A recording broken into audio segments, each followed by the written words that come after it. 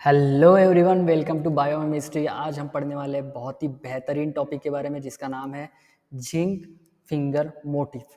इसकी हम आज हिस्ट्री पढ़ेंगे, किस तरीके से इसका स्ट्रक्चर है और किस तरीके से आज हम प्रेजेंट में इसका यूज़ हमारे जो जेनेटिक इंजीनियरिंग है उसमें कर रहे हैं। ये सारे टॉपिक्स हम इस वीडियो में क्लियर करने वाले हैं। ठीक है, चलिए बढ़ते हैं आगे। कुछ बेसिक चीज़ें हमें पता होनी चाहिए, जैसे कि जो हमारे साइंटिस्ट है वो जनरली डायरेक्टली ह्यूमंस के ऊपर वर्क नहीं करते हैं, ये चीज़ हमें पता है। वो कुछ मॉडल ऑर्गेनिजम्स को चूज करते हैं। तो ऐसा क्यों है, क्यों वो सीधा सीधा ह्यूमंस पे वर्क ना नहीं करते हैं और कोई दूसरे ऑर्गेनिज्म पे वो वर्क करते हैं? तो हमें पहली चीज़ समझनी पड़ेगी कि रिस्क है। अगर हमने ह्यूमंस पे कुछ एक्सपेरिमेंट कर दिया और वो सफल नहीं हुआ तो उसकी डेथ हो सकती है। ह्यूमन बीइंग्स पे उसका बहुत एक गलत इम्पैक्ट पड़ेगा, या फिर जो इस इंसान पे वो एक्सपेरिमेंट हो रहा है वो उसकी डेथ हो जाएगी। ठीक है। दूसरा रीज़न है कि लाइफ साइकिल। अगर हम इंसान की लाइफ साइकिल देखें, अगर सपोज जेनेटिक इंजीनियरिंग किसी ह्यूमंस में हो गया है तो उसके बच्चों में भी वो जो कैरेक्टर्स है वो पास हो रहे हैं क्या? अगर कोई जीन मैंने उस इंसान में इंसर्ट कर दिया है, उस इंसान के जीनोम में इंसर्ट कर दिया, तो उसके जो प्रोजेनीज है उनमें भी वो जीन मुझे देखने को मिलता है, वो भी तो स्टडी करना पड़ेगा। और वो स्टडी करने के लिए जब तक के उसके प्रोजेनी नहीं आएंगे तो इसलिए मुझे 25 to 30 ईयर्स उसके प्रोजेनी के लिए वेट करना पड़ेगा, और ये चीज़ बहुत लॉन्गर ड्यूरेशन हो जाएगी। तो इस वजह से भी हम जो इंसान है उसकी बजाय हम एक मॉडल ऑर्गेनिज्म चूज करते हैं जिसकी लाइफ साइकिल कम समय के लिए हो, जो जल्द से जल्द हमें रिजल्ट दे सके। ठीक है। तीसरा एक है मॉर्फोलॉजिकल फीचर्स। किसी भी मॉडल ऑर्गेनिज्म के मॉर्फोलॉजिकल फीचर्स बहुत ही डिस्टिंक्ट होने चाहिए, दिखने चाहिए। इस तरीके के ऑर्गेनिजम्स को ही हम चूज करते हैं, और बहुत सारे रीजंस है जिनकी वजह से हम मॉडल ऑर्गेनिजम्स को चूज करते हैं। तो साइंटिस्ट इसीलिए बहुत से मॉडल ऑर्गेनिज्म के सर्चिंग में रहते हैं।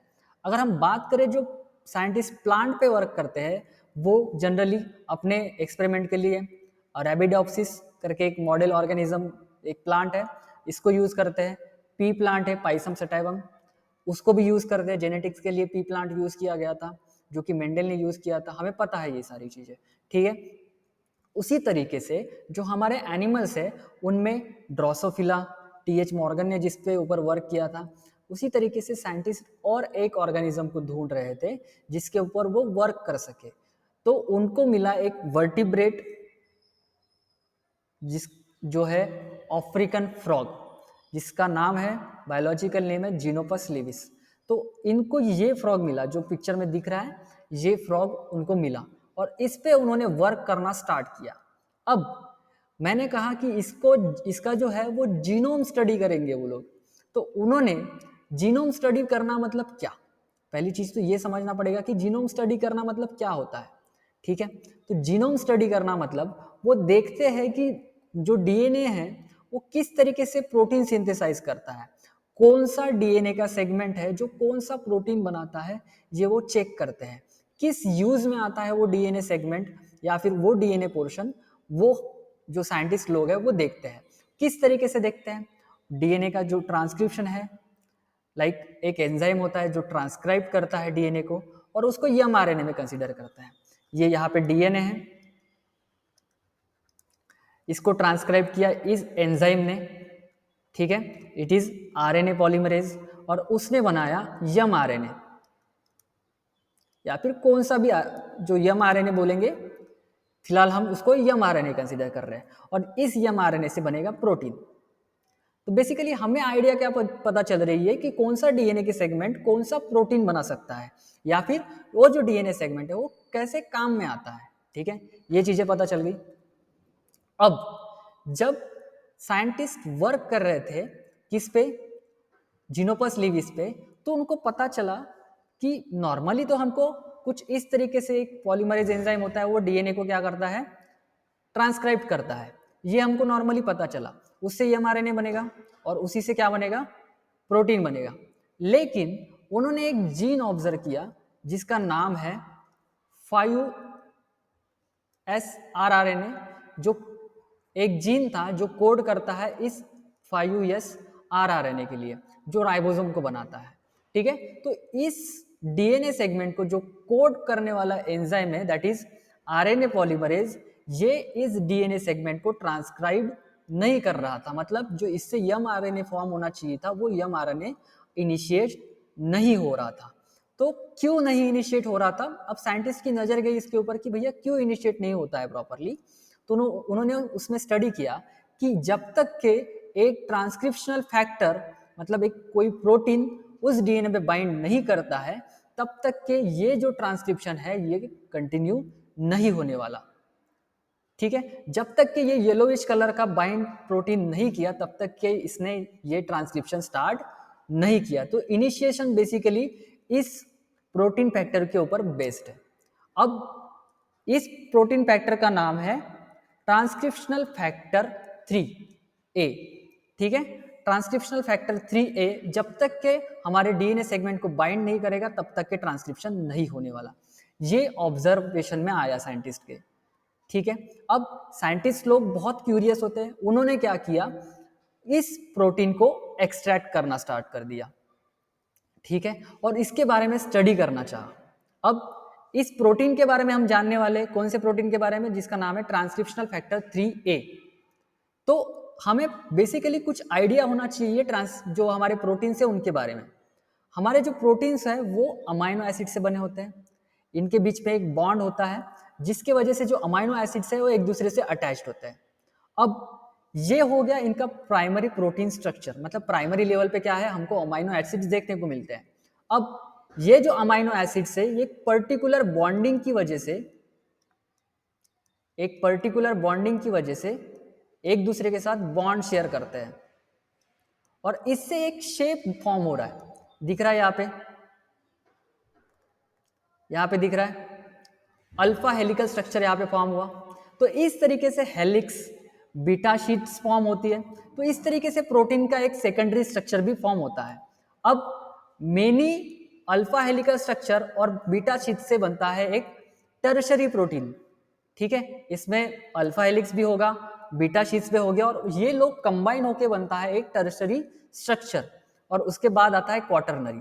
अब इस तरीके के ये एक है, उसके अलावा अगर दूसरा इसी की तरह स्ट्रक्चर होगा वो दोनों कंबाइन होके बनेगा कुछ क्वाटरनरी स्ट्रक्चर। ये हमें बेसिक चीज पता होनी चाहिए। उसमें से भी सबसे ज्यादा इंपॉर्टेंट जो चीज है वो सेकेंडरी प्रोटीन स्ट्रक्चर हमें पता होना चाहिए।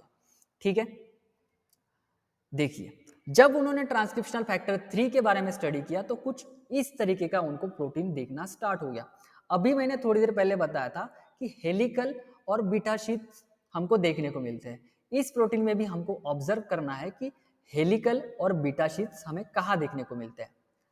चलिए देखते हैं।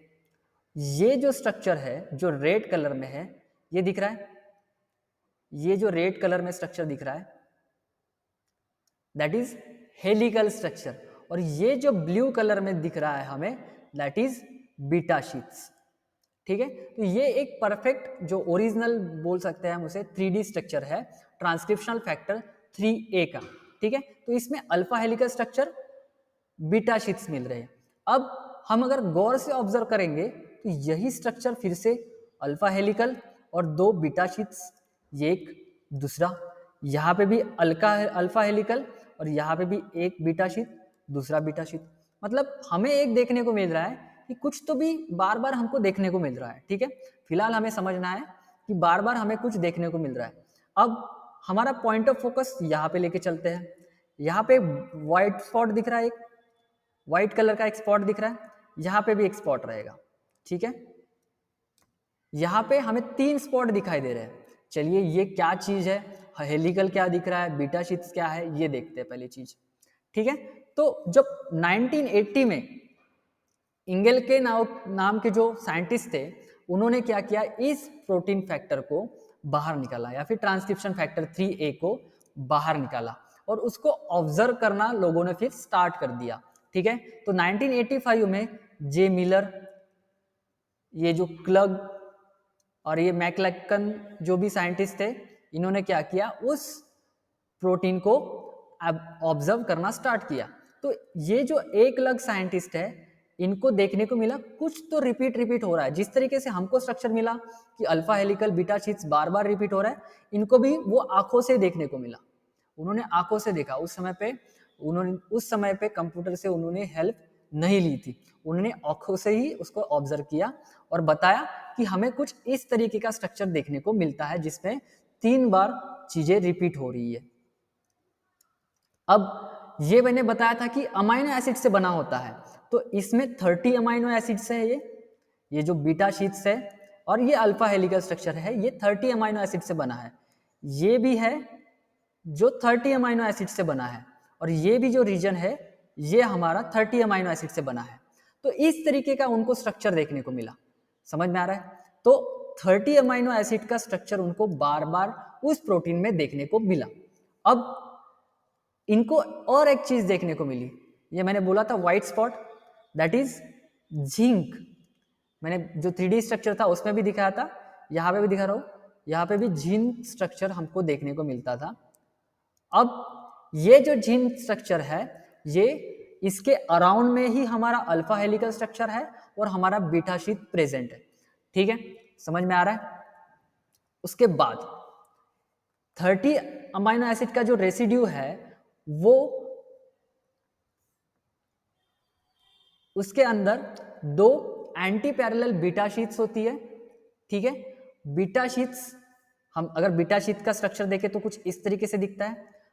अब पैरेलल बीटा शीट्स है ये और ये एंटी पैरेलल बीटा शीट्स है, ठीक है। तो हमें तो पैरेलल का कोई काम नहीं है, ठीक है, तो पैरेलल को रिमूव कर देते हैं।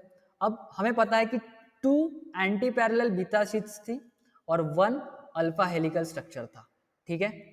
देखते हैं स्ट्रक्चर को ड्रॉ करके।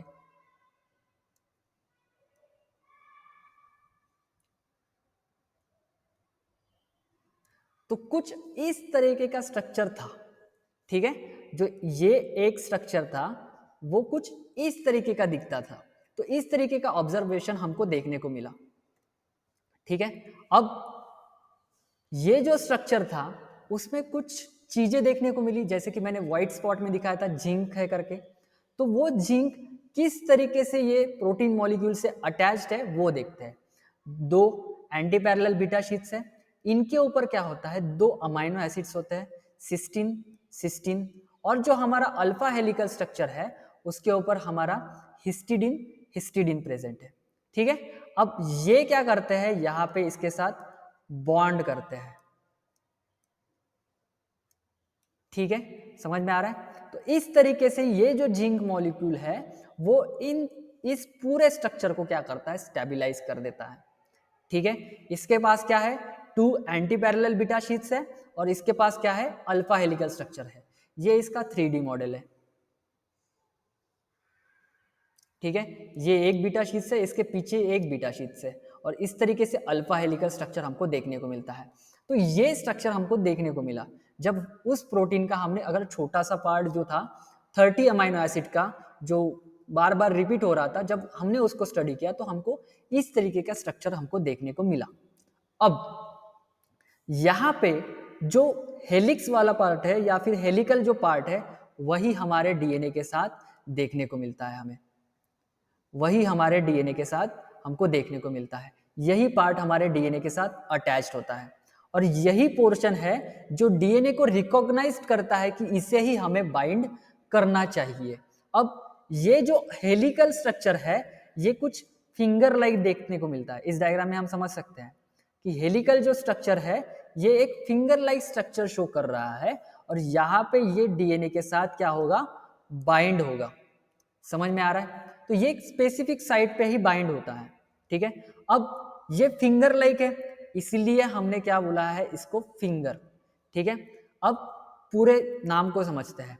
जिंक, मैंने बताया था अभी तो थोड़ी देर पहले कि जिंक जो है उस पूरे स्ट्रक्चर को स्टेबलाइज करने का काम करता है, तो जिंक आयन है उनके पास, ठीक है। अब हिस्टिडीन जो है जो अल्फा हेलिक्स है उसमें प्रेजेंट है। अब ये अल्फा हेलिक्स है वो फिंगर लाइक दिखता है, तो हमको मिला कि वो फिंगर शेप से हमको देखने को मिलता है।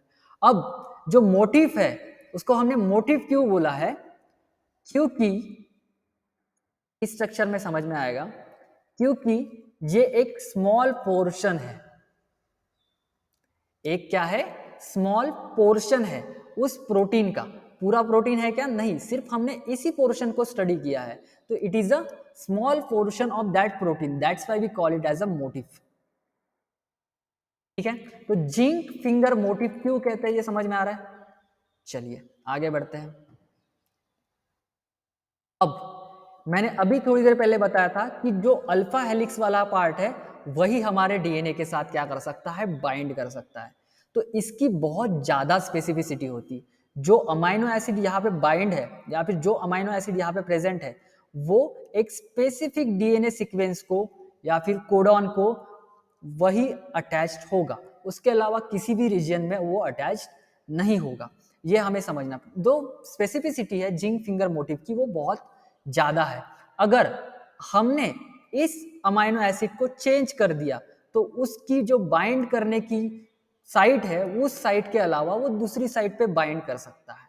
तो एक समझ में आ रहा है कि अगर हमने इस अमाइनो एसिड को चेंज कर दिया तो चेंज कर सकते हैं हम, उसकी जो बाइंडिंग स्पेसिफिक साइट है उस साइट को हम चेंज कर सकते हैं।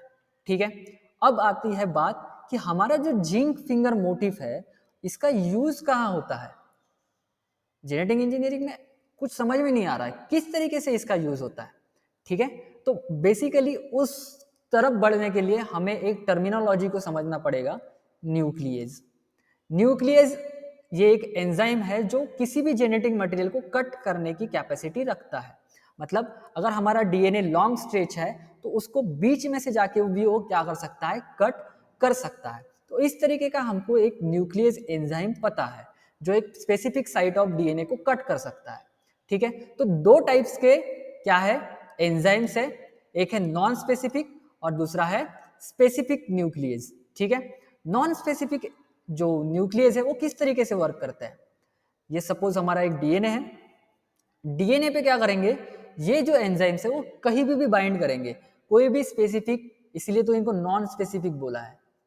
ठीक है, ये एंजाइम कहीं पे भी बाइंड करेंगे, इनकी कोई भी एक स्पेसिफिक साइट नहीं होती है, और उस जगह को क्या कर देंगे, उस जहां पे ये बाइंड करेंगे वहां पे वो क्या कर देंगे? कट लगा देंगे। कुछ इस तरीके से हमको फ्रैगमेंट्स देखने को मिलेंगे डीएनए के। तो यहाँ पे कट किया, यहाँ पे कट किया, यहाँ पे कट किया, यहाँ पे कट किया, तो अलग अलग साइड पे, यहाँ पे कोई भी चीज स्पेसिफिक नहीं है, कहीं पे भी वो कट कर सकते हैं। अगर हम बात करें स्पेसिफिक न्यूक्लियस एंजाइम की, जिसको हम रेस्ट्रिक्शन एंजाइम्स भी बोलते हैं, ये एक प्रॉपर एक लोकेशन पे ही कट करेंगे। यहाँ पे एंजाइम आके बाइंड हुआ, ये डीएनए है और ये हमारी है स्पेसिफिक साइट। अब देखना है किस तरीके से उस येलो रीजन वाले स्पेसिफिक साइट पे ही कैसे करता है। ठीक है, अब ये एंजाइम तो बाइंडेड है, वो क्या करेगा? अब ढूंढेगा कि स्पेसिफिक साइट कौन सी है जिस साइट पे मुझे कट लगाना है, वो उस जगह को ढूंढेगा, उस साइट को ढूंढेगा। उसने उस साइट को ढूंढ लिया, अब उस जगह पे क्या कर लेगा? कट कर देगा या फिर डीएनए को ब्रेक कर देगा वहां पे।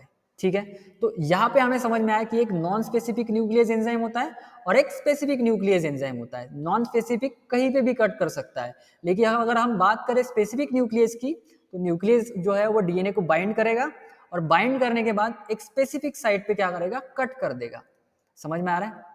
इसके बाद अब जो स्पेसिफिक न्यूक्लियस है, हमको इतना पता है कि स्पेसिफिक न्यूक्लियस अपनी जो साइट होता है उसको सर्च करता है, लेकिन क्या उसी जगह पे कट करता है वो? तो उसके बेसिस पे टाइप्स है इनके, टाइप 1, टाइप 2, टाइप 3। अब टाइप 1 के पास भी स्पेसिफिक साइट होगी, ऐसा नहीं है कि उसके पास नहीं होगी, लेकिन उस साइट से काफी दूर जाके वो जो एंजाइम है उसको कट करेगा। उसने रिकॉग्नाइज कर लिया अपनी साइट को, लेकिन कट वो कहाँ कर रहा है? इस रीजन में कट कर रहा है। ठीक है, इसको हम बोलते हैं टाइप 1 न्यूक्लियस। ठीक है, ये दिख रहा है यहाँ पे, उन्होंने कट कर दिया। अगर हम बात करें टाइप 2 की, तो ये ज्यादा दूर नहीं जाता है, मतलब जो हमारी स्पेसिफिक साइट है उससे थोड़ी ही दूरी पर क्या कर देगा? ब्रेक कर देगा।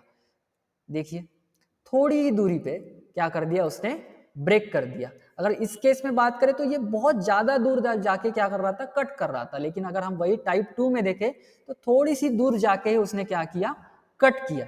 अब हम बात करते हैं टाइप 3 की, तो ये एक स्पेसिफिक साइट पे ही कट करता है, जहां पे बाइंड करेगा वहीं पे कट करेगा। अब हमें पढ़ना है टाइप 2 के बारे में।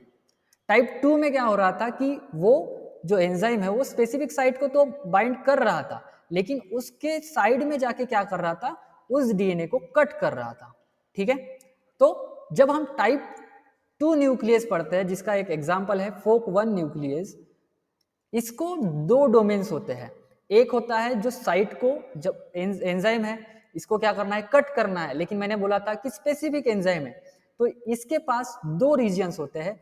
एक रीजन ये होता है और एक रीजन ये होता है। इस रीजन जो ग्रीन वाला पोर्शन है उसका काम है कि भैया जो स्पेसिफिक साइट है उसको ढूंढना कि वो कहाँ पे डीएनए पे प्रेजेंट है। उसके बाद एक साइट जो एक डोमेन है, एक हिस्सा जो है प्रोटीन का, वो करता है कट, मतलब ये पहचानेगा और ये क्या करेगा, कट करेगा। समझ में आ रहा है, इसने पहचाना और ये हो गया यहाँ पे कट। तो इस तरीके से पहचानना और कट करने के दो अलग अलग डोमेन्स हमको देखने को मिलते हैं। अब हमारे काम की चीज क्या है, हमने क्या किया, हमको पता है कि ये जो डोमेन है ये क्या करता है, कट करता है, तो हमने निकाला इस प्रोटीन से इस डोमेन को, इस प्रोटीन से जो पूरा प्रोटीन था उसमें से जो क्लीवेज डोमेन है जो कट करने का काम करता था उसको हमने निकाला और उसको ऐड कर दिया हमारा जिंक फिंगर मोटिफ। इन दोनों को क्या कर लिया, कंबाइन कर लिया। जिंक फिंगर मोटिफ का कुछ याद होगा तो हमें पता है कि ये एक स्पेसिफिक डीएनए साइट पे ही जाके बाइंड करता है। ठीक है, अगर हमने यहाँ का अमाइनो एसिड चेंज कर दिया, अगर हमने यहाँ का अमाइनो एसिड चेंज कर दिया तो ये कुछ अलग ही जगह पे जाके चिपक जाएगा। तो हम मॉडिफाई कर सकते हैं इसको, कहीं अगर जहां हमको भेजना है इसको हम भेज सकते हैं, जहां पे इसको बाइंड करना है हम भेज सकते हैं। क्यों, क्योंकि हम क्या करेंगे, अमाइनो एसिड का थोड़ा सा चेंज कर देंगे तो ये उसी जगह पे जाके चिपक जाएगा। समझ में आ रहा है, तो ये एक स्पेसिफिक साइट पे जाके ही बाइंड करेगा। और इसके साथ हमने क्या कर दिया, हमारा जो क्लीवेज डोमेन है वो भेज दिया। क्लीवेज डोमेन का काम क्या है, वो उसको जाके कट कर देगा और इसी को हम बोलते हैं जिंक फिंगर न्यूक्लियेज। ठीक है, और इसी को हम बोलते हैं ZFN, zinc finger nuclease. Specificity के बारे में मैंने अभी थोड़ी देर पहले बताया था कि ये एक स्पेसिफिक साइट पे ही बाइंड होगा। जैसे ही मुझे लगता है कि इसको यहाँ कट नहीं करना है, वहां पे कट करना है, तो मैं क्या करूंगा, यहाँ के जो अमाइनो एसिड्स है उनको थोड़ा सा चेंज कर दूंगा, जाकि वो जहां पे मुझे कट करवाना है वहीं पे वो कट कर दवा देगा। ठीक है, अब जिंक फिंगर प्रोटीन के साथ, अगर हम जिंक फिंगर मोटिव के साथ अगर इसको अगर जिंक फिंगर मोटिव कंसीडर कर दे, जो कि येलो कलर से रिप्रेजेंट करते हैं, तो हम देखेंगे कि ZFN, जिंक फिंगर न्यूक्लियस, किस तरीके से काम करता है। ठीक है, ये क्लीवेज डोमेन है। अब जिंक फिंगर मोटिफ है, इसको मैं कहीं पे भी ले जा सकता हूं, जहां पे मुझे बाइंड करवाना है वहां पे मैं बाइंड करवा सकता हूं। और क्लीवेज प्रोटीन का काम क्या है, या फिर जो क्लीवेज डोमेन का काम क्या है, उस स्पेसिफिक लोकेशन पे कट करवा देना। अब मेरे मुताबिक जहां मुझे कट करवाना है तो जिंक फिंगर मोटिफ को मैं वहां पे बाइंड करा सकता हूं और क्लीवेज डोमेन उसको क्या कर देगा, कट कर देगा। तो यहाँ पे कट हो गया। अब जहां पे मैं कट करूंगा वहां पे जो जीन होगा वो डिस्टर्ब हो जाएगा, मतलब वो काम करना बंद कर देगा। अगर कुछ हो गया उसमें तो वो काम करना बंद कर देगा। या फिर एक और चीज हो सकती है कि यहाँ पे मैं, अगर मुझे कुछ जीन इंसर्ट करना है, वो मैं चीज इंसर्ट कर सकता हूं। समझ में आ रहा है फंक्शन क्या हो रहा है। अगर सपोज मेरे पास, सपोज एग्जांपल ले रहे हैं हम कि मेरे पास हाइट वाले जीन्स नहीं है, तो मैं क्या करूंगा, जिंक फिंगर मोटिफ और क्लीवेज डोमेन का यूज करके मेरे जीनोम में क्या कर दूंगा, एक कट करवा दूंगा, जिसके अंदर मैं हाइट वाला जीन क्या कर दूंगा, इंसर्ट करवा दूंगा। यहाँ पे इस लोकेशन में क्या कर दूंगा, मैं एक हाइट वाला जीन इंसर्ट करवा दूंगा, तो जिससे क्या होगी, मेरी हाइट बढ़ेगी। समझ में आ रहा है, तो इस तरीके से होता है जेनेटिक मैन्युपुलेशन। ठीक है, अगर हम बात करें तो इसने आज तक ऐसा क्या काम किया है, तो इसने अभी हमारा जो HIV-1 है उसके अगेंस्ट रेजिस्टेंस शो करना स्टार्ट कर दिया है।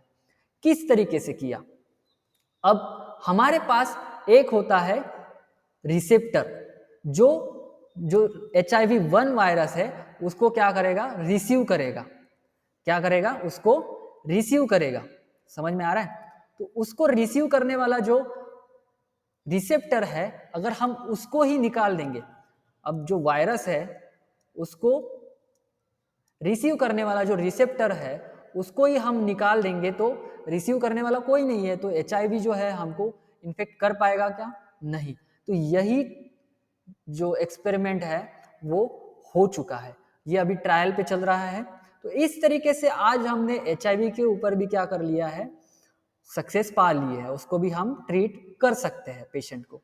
ठीक है, अब आई होप सबको समझ में आया होगा। Thank you very much.